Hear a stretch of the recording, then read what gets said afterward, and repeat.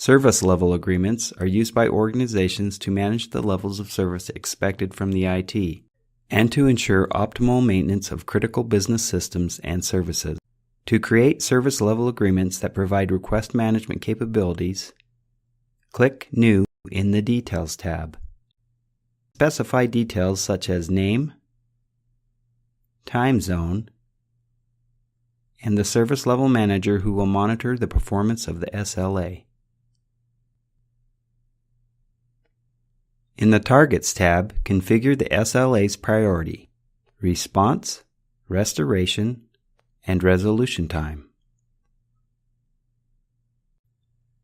In the Blackouts tab, configure the period of time that an item is associated with an SLA should it be taken offline when an outage is required.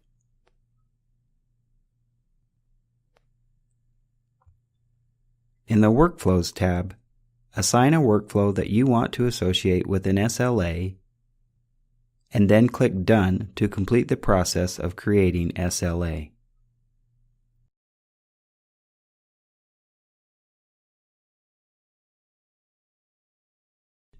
To go back to the Getting Started page, click the Return to Getting Started link or the return icon.